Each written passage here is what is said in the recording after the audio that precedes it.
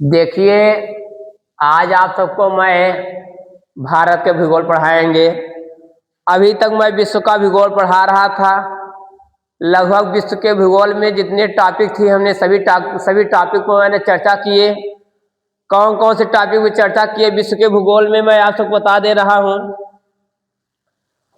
अभी तक जो विश्व के भूगोल में हम लोगों चर्चा किए, अभी आप सबके सम्मुख ब्रह्मांड के बारे में बताया, सौर मंडल के बारे में बताया, स्थल मंडल के बारे में बताया, भूकंप के बारे में बताया, ज्वालामुखी, विश्व के प्रमुख स्थल के बारे में हमने बताया, विश्व के महासागर, विश्व की प्रमुख सागरी धाराएं कौन कौन सी धाराएं, गंध धारा कौन ठंडी धाराएं हैं, इसके बारे में मैंने बताया।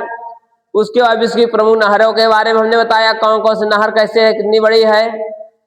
वायुमंडल में पवनों के बारे में बताया, अस्थाई पवनें कौन सी है, अस्थाई पवनें कौन कौन सी हैं, अस्थाई पवनें कितने प्रकार की होती हैं। और जलवायु प्रदेश के बारे में, विश्व के जलवायु प्रदेश में हमने बताया कि विश्व की प्रमुख जो है पशु पक्षी के बारे में 2-3 टॉपिक छूटे हैं कि जलवायु प्रदेश के बारे में भी नहीं पढ़ाया हूँ मैंने। जलवायु प्रदेश में विश्व के प्रमुख घास के मैदान नहीं बताया हूँ, विश्व के प्रमुख जनजातियां, विश्व के प्रमुख पशु पक्षी, यही 3 टॉपिक छुट्टी हुई है विश्व के भूगोल में। और आप सबको मैं ये 3 टॉपिक किसी 3 क्लास में बता दूंगा। उसके बाद भारत का भूगोल में हमने बताए थे, भारत के भूगोल में जो है क्या कौन कौन सा टॉपिक है। भारत की मिट्टी है, पहला टॉपिक क्या है, भारत की मिट्टी। पहला टॉपिक है भारत की मिट्टी। भारत की मिट्टी के बाद दूसरा टॉपिक है सिंचाई तथा उसके साधन। दूसरा टॉपिक था सिंचाई तथा उसके साधन,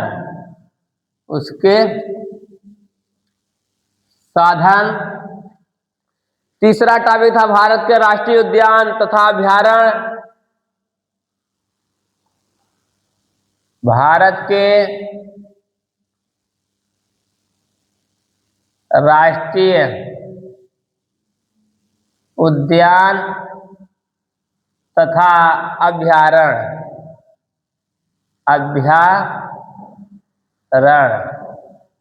भारत के जो है राष्ट्रीय उद्यान तथा अभयारण्य। चौथा टॉपिक था भारत के भूगोल में चौथा टॉपिक था भारत के प्रमुख औद्योगिक नगर। भारत के प्रमुख औद्योगिक नगर। पांचवा टॉपिक था भारत के भूगोल में जो है भारत की प्रमुख नदियां। भारत की प्रमुख नदियां। और भारत के भूगोल में नेक्स्ट टॉपिक था भारत की प्रमुख झील तथा जलप्रपात। भारत की प्रमुख झील तथा जलप्रपात, प्रमुख जलप्रपात। ये 6 टॉपिक पढ़ना है भारत के भूगोल में। और मैं 6 टॉपिक के बारे में मैं जो है विस्तार से आप सबको वर्णन करूंगा।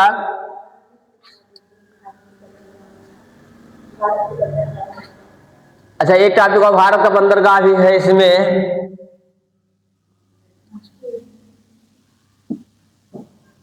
भारत का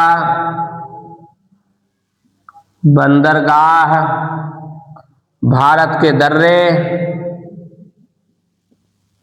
भारत के दर्रे का कितने दर्रे हैं। और एक टॉपिक और छूट रहा है कोई,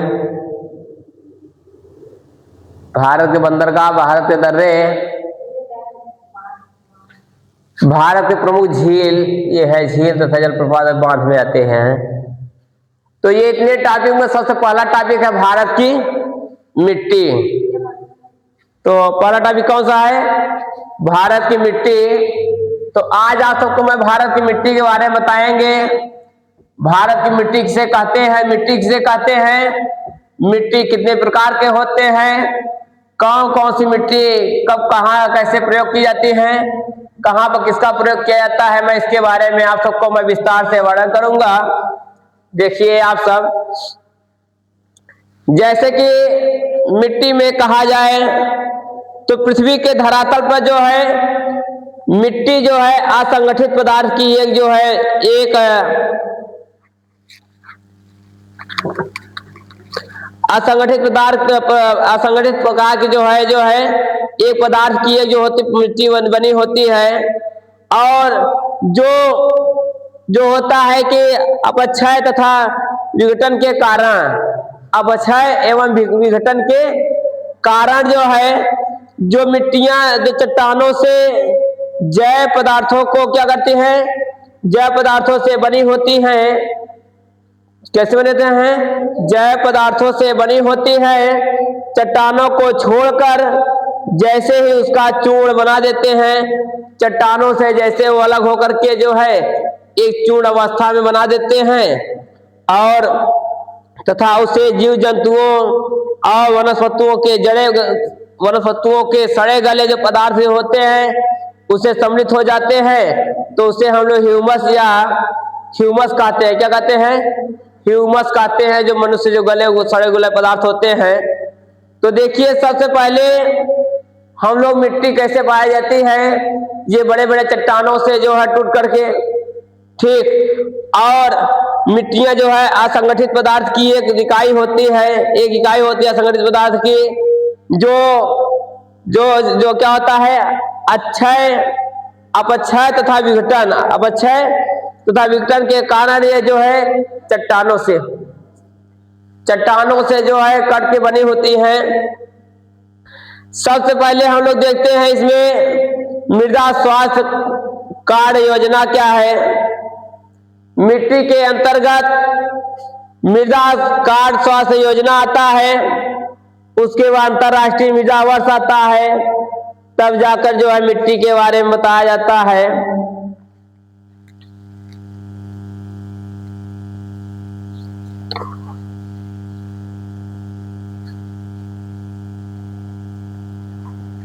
देखिए मिट्टी जो है कुल कितने प्रकार की होती हैं? मिट्टियां कुल 8 प्रकार की होती हैं। सबसे पहले भारत की मिट्टी दे बदले, मिट्टी के अंतर्गत मिट्टी कितने प्रकार के होते हैं? तो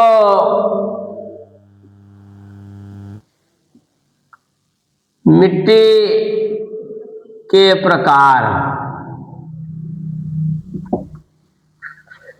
मिट्टी कुल 8 प्रकार के होते हैं। कौन कौन से होते हैं देखिएगा। अब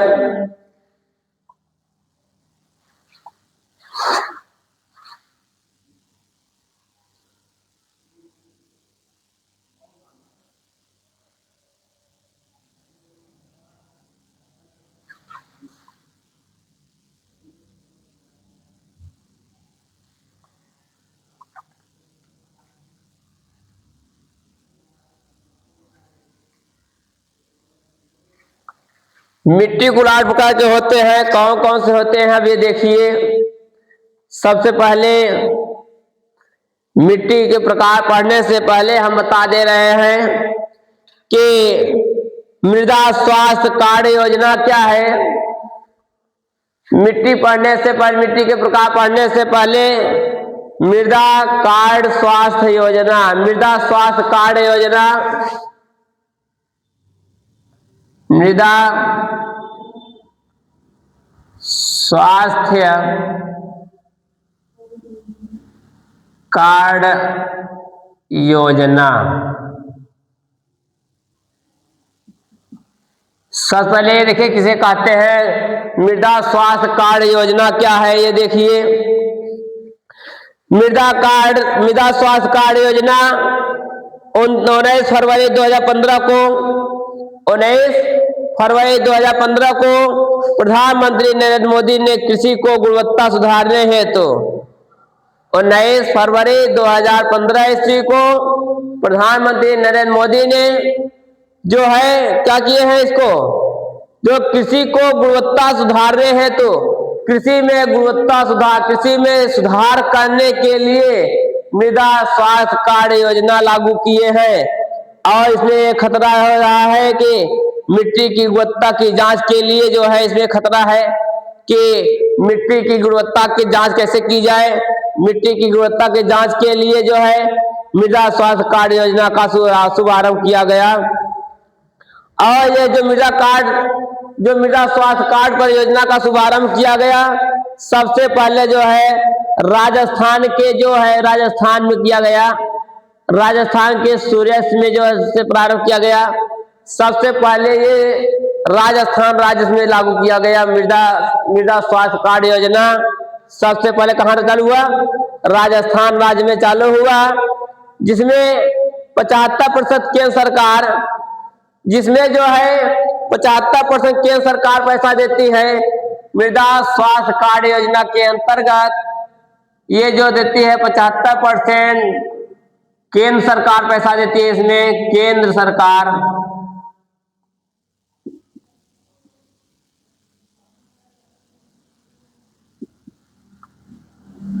75% केंद्र सरकार पैसा देती है।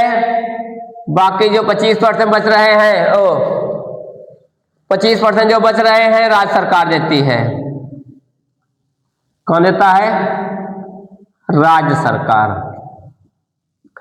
मृदा स्वास्थ्य कार्ड योजना जो 19 फरवरी 2015 को लागू किया गया, वो सबसे पहले राजस्थान राज्य में लागू किया गया। और जिसमें ये कहा गया कि कुल 100% मृदा कार्ड योजना में 75% जो है केंद्र सरकार इस योजना को किसान को लाभ देगा। बचेगा जो 25% राज्य सरकार जो है किसानों को लाभ प्रदान करेंगे। और इसके तहत जो है किसानों को मृदा कार्ड बनाया जाएगा। इसी के तहत जो है किसानों को एक मृदा कार्ड बनाया जाएगा, और जिसके तहत प्रत्येक 3 वर्ष इस कार्ड का नवीनीकरण किया जाएगा। मतलब हर 3 साल में इस कार्ड को नया करा जाएगा, जिसको कहते हैं प्रत्येक 3 साल में क्या नवीनीकरण किया जाएगा। ये कहते हैं कि गाड़ी का इंश्योरेंस होता है, इंश्योरेंस खत्म हो जाता है, पुनः इंश्योरेंस कराइए। उसी प्रकार ये मृदा स्वास्थ्य कार्ड पर योजना भी है। इसमें एक कार्ड दिया रहेगा, उस कार्ड का 3 साल लिमिट रहेगा। 3 साल बाद जो है उसका वैल्यू खत्म।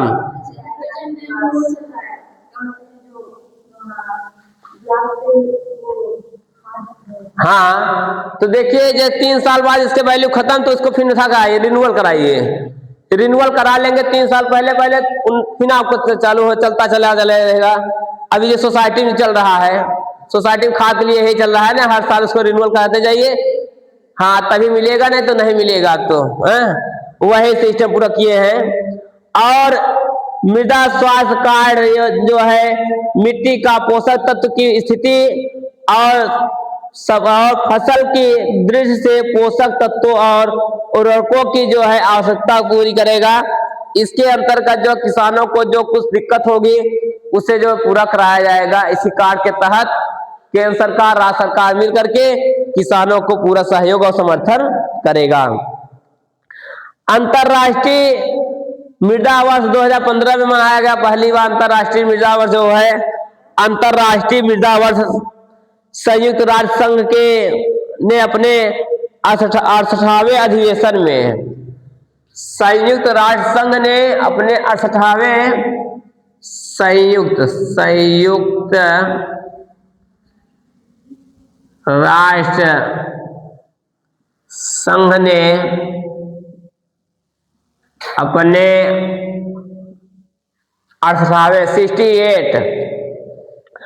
68वें अधिवेशन में 20 दिसंबर 2013 को 68वें अधिवेशन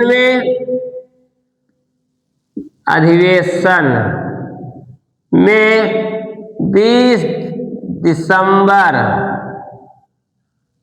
2013 को 20 दिसंबर 2013 को यह निर्णय लिया गया कि 2015 में अंतर्राष्ट्रीय मृदा वर्ष मनाया जाएगा। संयुक्त राष्ट्र संघ ने अपने 68वें अधिवेशन में 20 दिसंबर 2013 को यह निर्णय लिया गया कि 2015 में जो है अंतर्राष्ट्रीय मृदा वर्ष मनाया जाएगा। मृदा वर्ष कब मनाया जाएगा? 2015 में निर्णय कर लिया गया। 68वें अधिवेशन में 20 दिसंबर 2013 को यह निर्णय लिया गया कि हर वर्ष जो है 20 दिसंबर 2013 को जब बैठक हुआ, बैठक में कहा गया कि 2015 में जो है अंतर्राष्ट्रीय मृदा वर्ष योजना बनाई जाएगी। हर साल इसी के नाम से जाना जाएगा। आज इस नाम से जाना जा रहा है। और इसमें जो है इसके तहत संयुक्त राष्ट्र संघ ने 2015 को अंतर्राष्ट्रीय मृदा वर्ष के रूप में मनाया। महासभा में अपनी बैठक 5 दिसंबर 2014 को विश्व मृदा दिवस के रूप में स्वीकार किया गया। ये भी लिख लीजिएगा। विश्व का जो है विश्व मृदा दिवस कब मनाया गया? 5 दिसंबर 2014 को विश्व मृदा दिवस, विश्व मृदा दिवस 5 दिसंबर 2014 को पहली बार विश्व मृदा दिवस मनाया गया। उसके बाद देखिए आता है मृदा शब्द की उत्पत्ति कहाँ से हुई। मृदा शब्द जो आया है, ये मृदा शब्द जो आया है इसकी उत्पत्ति कहाँ से हुई है? देखिए मृदा शब्द की उत्पत्ति लैटिन भाषा के कहाँ से? लैटिन भाषा के सॉलिन SOLM सॉलिम से हुआ है, जिसका शाब्दिक अर्थ होता है, क्या होता है? शाब्दिक अर्थ जो है यह होता है मृदा के वैज्ञानिक अध्ययन को पेडोलॉजी। लैटिन भाषा के शाब्दिक, लैटिन भाषा के सॉलिम SOLUM सॉल्यूल से हुआ है, जिसका शाब्दिक अर्थ होता है, जिसका शाब्दिक अर्थ ट्रोल TLOOR ट्रोल होता है। और मृदा के वैज्ञानिक अध्ययन को जो अंग्रेजी में लिखा है TLOOR है, ORR। मृदा के वैज्ञानिक अध्ययन को जो है, जो मृदा के अध्ययन जो मृदा होता है, जो मृदा के वैज्ञानिक अध्ययन करने वाले होते हैं उन्हें जो है पेड्रोलॉजी कहा गया है। जो मृदा के बारे में अध्ययन करते हैं, जो मृदा के बारे में बताते हैं, उसे क्या कहते हैं? पेड्रोलॉजी। क्या कहते हैं? पेड्रोलॉजी कहा जाता है। जो मृदा के बारे में जानकारी प्रदान करते हैं ऐसे वैज्ञानिकों को पेड्रोलॉजी कहा जाता है। क्या कहा जाता है? पेड्रोलॉजी कहा जाता है। भारतीय अनुसंधान कृषि केंद्र द्वारा 1956 ईस्वी में, कब? भारतीय अनुसंधान कृषि केंद्र द्वारा 1956 ईस्वी में TCAR ने मिट्टी के संरचना के आधार पर खनिज मिट्टी के रंग को ध्यान में रखकर मिट्टी को 8 भागों में बांटा। कितने भागों में बांटा? देखिए जब मृदा के खोज हो, मृदा के बारे में वैज्ञानिकों ने पता लगा लिया, तो वैज्ञानिकों ने कहा चलिए मृदा के बारे में तो मान गए मृदा क्या चीज है, परंतु मृदा कितने प्रकार की होती हैं ये भी जरूरी है। तो उन्होंने कहा ऐसी बात है कि मृदा के बारे में बताते हैं। उन्होंने खोजा तो पता चला कि मृदा 8 प्रकार की होती हैं। कितने प्रकार की होती हैं? मृदा 8 प्रकार की होती हैं। कौन कौन से होती हैं? देखिए मैं 8 प्रकार बता रहा हूं। पहला नंबर है जलोढ़ मिट्टी। जलोढ़,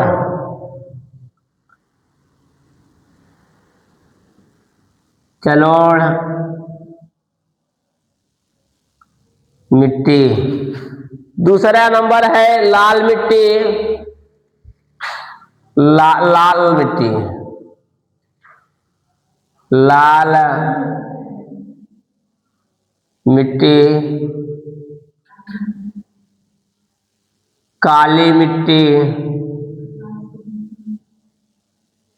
लाल मिट्टी, काली मिट्टी और लेटेराइट मिट्टी। यही चार मान्य भी हैं। लेटेराइट, लेटेराइट,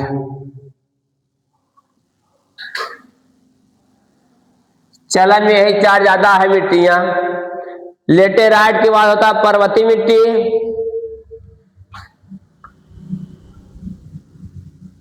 पर्वती, पर्वती है।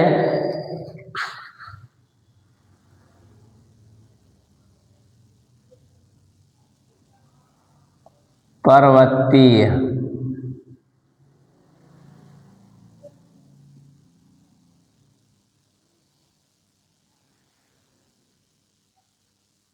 पर्वतीय मिट्टी। पर्वतीय मिट्टी के बाद दलदली मिट्टी। दलदली मिट्टी, दलदली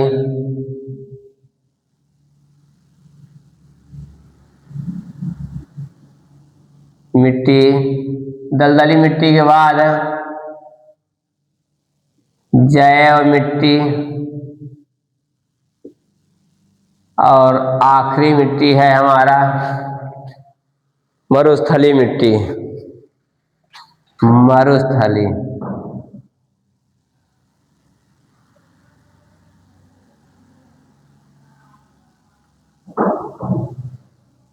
ये 8 प्रकार की मिट्टियां हैं, जिसमें से 4 प्रमुख रूप से हैं। जलोढ़ मिट्टी, काली मिट्टी, लाल मिट्टी और लेटेराइट मिट्टी। तो सबसे ज्यादा जो है अगर पाया जाता है जलोढ़ मिट्टी पाई जाती है। कितना % पाई जाती है? 43.4%। हाँ, भारत में 43.4% जलोढ़ मिट्टी पाई जाती है और 18.6% लाल मिट्टी। उसके बाद 15.2% काली मिट्टी, 15.2% काली मिट्टी और उसके बाद 3.7% लेटेराइट मिट्टी, 3.7% लेटेराइट मिट्टी। बाकी ये चारों मिट्टियां मिलकर के जो है, ये चारों मिट्टी जो है पर्वतीय मिट्टी, दलदली मिट्टी, जैव मिट्टी, मरुस्थलीय मिट्टी मिलकर के 17.9% पाए जाते हैं। 17.9% में चारों मिट्टियां हैं, बाकी ये सब हैं। तो देखिए, हमने बताया इतना, एक एक के बारे में बारी पारा सब बता रहे हैं कि एक एक के बारे में क्या कैसे कौन सा है। तो सबसे पहले क्या लिखा है? मैं जलोढ़ मिट्टी लिखाया हूं।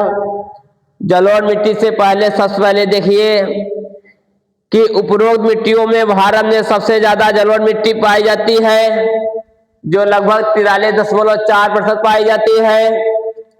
इसके बाद लाल मिट्टी पाई जाती है जो 18.6%, तथा काली मिट्टी पाई जाती है 15.2%, और इसके बाद लेटेराइट मिट्टी पाई जाती है 3.7%, और अन्य शेष मिट्टियां जो हैं 17.9% पाई जाती है।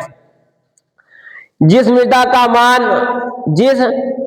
मान पीएच मान जो है 7 से कम है, जिस मृदा का पीएच मान 7 से कम होता है उसे अम्लीय मिट्टी कहते हैं। कौन सी मिट्टी कहते हैं? अम्लीय क्षारीय। जैसे केमिस्ट्री में पढ़े नहीं पढ़े हो? तो जिस मृदा का मान पीएच मान, जिस मृदा का मान पीएच मान 7 से कम होता है वह मिट्टी अम्लीय मिट्टी कहलाती है। तथा जिस मृदा जिसका पीएच मान 7 से अधिक होता है उसे क्षारीय मिट्टी कहते हैं। और पौधों की वृद्धि के लिए पीएच मान 6 से लेकर 7.5 के मध्य होना चाहिए। किसी भी पौधों की वृद्धि अगर करना है तो उसमें पीएच मान जो है 6 से लेकर के 7.5 तक होना अति आवश्यक है।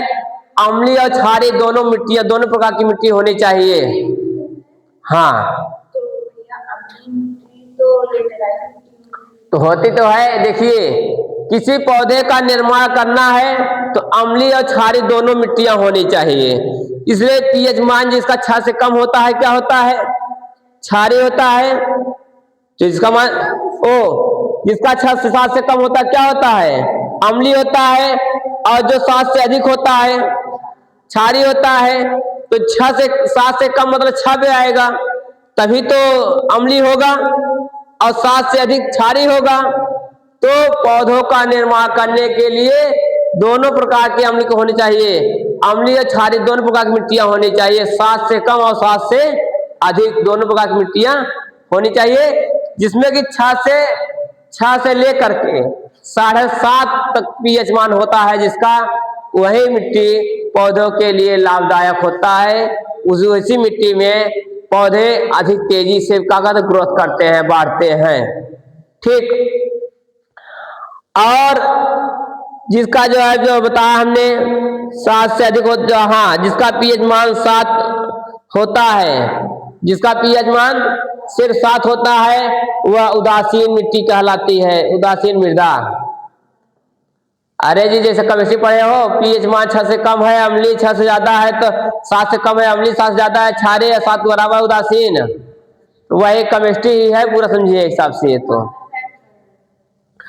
1979 में पीएच स्केल के खोजकर्ता सोरेन पीटर लारिटस सोरेन ने किया था। ये जो पीएच स्केल का जो जैसे हम जब नापते हैं पीएच ने, कहते हैं पीएच कितना है, 7 से कम है, 7 से अधिक है। इसकी खोज किसने की थी? पीएच की खोज 1909 ईस्वी में हुई थी। कब?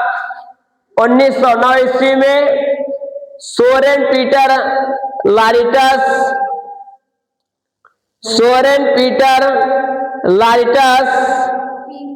हाँ, पीटर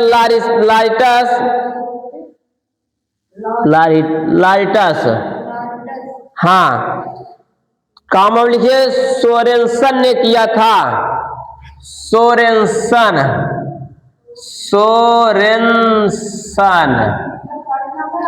हाँ, सोरेनसन ने किया था। अब देखिए, उसके बाद थोड़ा से हम आप सबको मैप बना के उसे दिखा दे रहे हैं। अब कुछ मिट्टी के बारे में बता ही देंगे। देखिए, सबसे पहले आता जलोढ़ मिट्टी आता है। अब देखिए, जलोढ़ मिट्टी भारत में पाए जाने वाली मिट्टियों में सबसे ज्यादा भाग जो है जलोढ़ मिट्टी का होता है। भारत में पाए जाने वाले सबसे ज्यादा मिट्टियों का भाग जो होता है जलोढ़ मिट्टी का होता है। जैसे हमने दिखाया है कितने % पाए जाते हैं।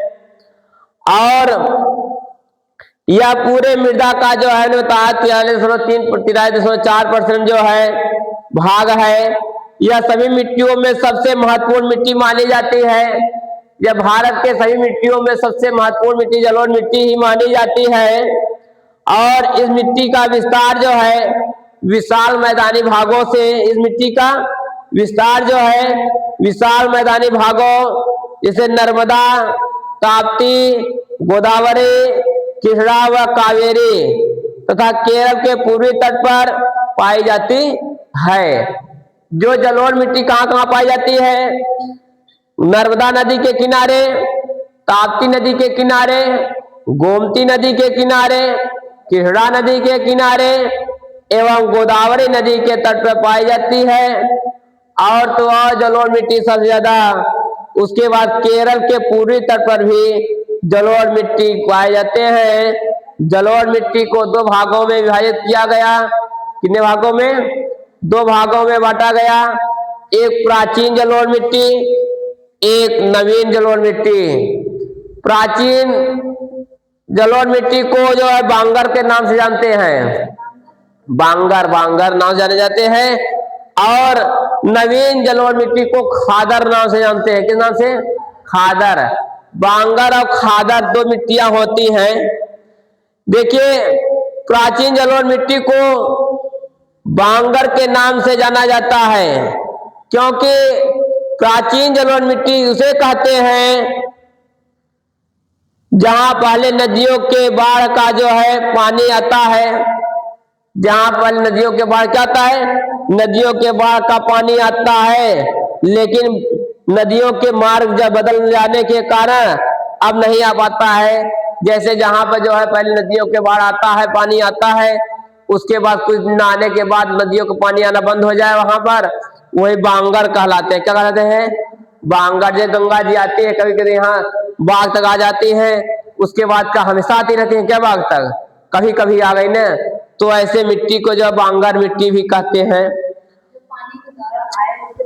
हाँ, और प्राचीन जलोढ़ मिट्टी के लिए जो है, इसमें जो है प्राचीन जलोढ़ मिट्टी में जो है कैल्शियम कार्बोनेट, क्या? कैल्शियम कार्बोनेट की अधिकता होती है। प्राचीन जलोढ़ मिट्टी में कैल्शियम कार्बोनेट की बहुत ज्यादा अधिकता होती है तथा उर्वरक मात्रा कम होती है। तथा उसमें उर्वरक मात्रा क्या होती है? बहुत कम होती है। प्राचीन जलोढ़ मिट्टी के अंतर्गत सोडियम क्या आता है? सोडियम जलोढ़ की मात्रा अधिक होने के कारण क्षारीय होती है। सोडियम की मात्रा अधिक होने के कारण यह क्या होती है? क्षारीय होती है।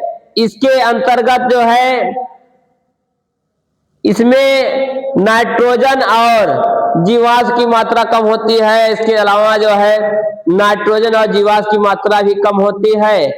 और इसमें जो है फास्फोरस तथा पोटास की मात्रा अधिक होती है। जलोढ़ में तो प्राचीन जलोढ़ मिट्टी में नाइट्रोजन तथा पोटास, फास्फोरस तथा पोटास की मात्रा अधिक होती है इसमें, और किसकी मात्रा कम होती है? इसमें जो है कैल्शियम कार्बोनेट अधिक होता है, उर्वरक की मात्रा कम होती है। ठीक ना? किसमें? प्राचीन जलोढ़ मिट्टी में जो दो प्रकार के होते हैं, बांगर में जिसमें, ठीक ना? ये कब जब गंगा जी बह के आती है, जगह ये नदियां कहीं बह रही थी, बाद में नदियों का बहाव बंद हो गया और जो बचा स्थान है उसमें वही है प्राचीन जलोढ़ मिट्टी कहलाती है। बाकी कल आप सबको मैं इसे विस्तार से जो है चित्र के माध्यम से समझाएंगे आप सबको मैं।